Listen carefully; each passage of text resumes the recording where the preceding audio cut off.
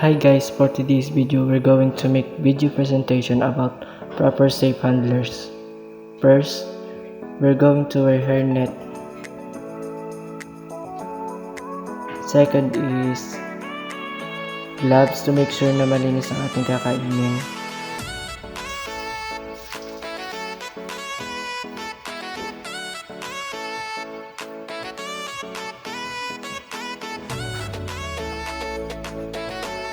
Last is apron.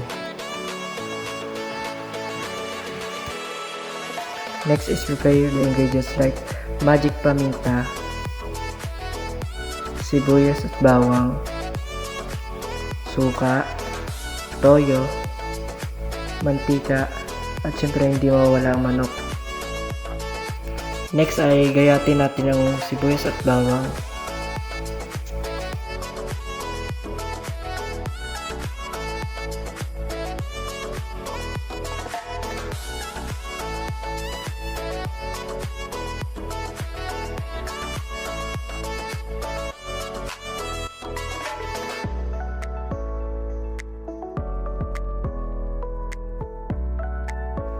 Pagkatapos nating magahit lahat ng sibuyas at bawang, igisa natin ito sa mantika.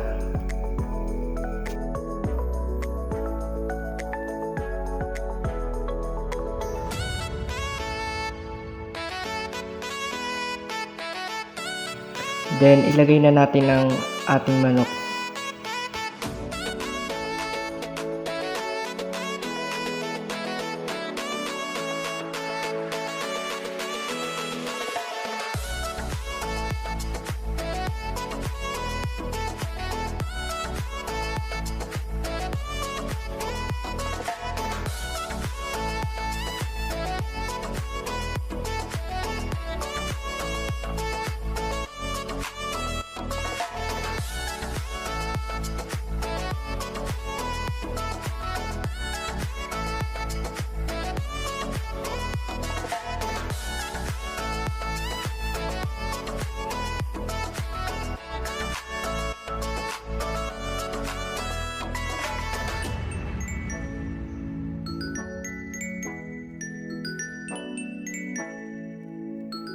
Next is maglagay tayo ng 3/4 na tasa ng toyo.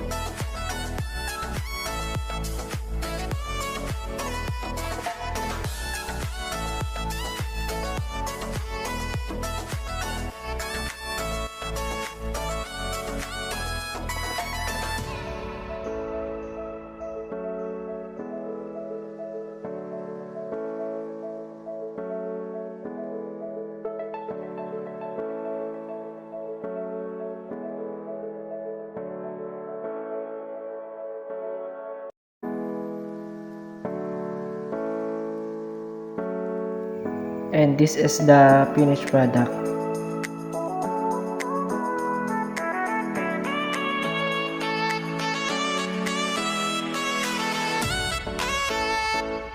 Ligtas na pagkain. Kinakailangan alamin nyo itong tips na to sa food handling. Pakinggan nyo 1 minuto lang. Una, clean.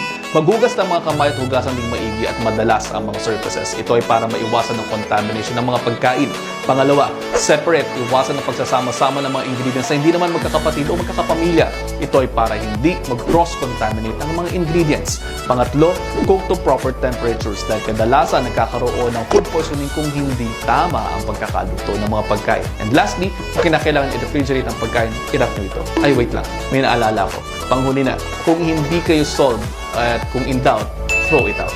Hindi ito pag-aksaya, ito ay pag-iingat dahil mahirap nang magtae in the long run. So paano? Almost 1 minute na. I hope you're 1 minute wiser. I'll see you next time. Ingat!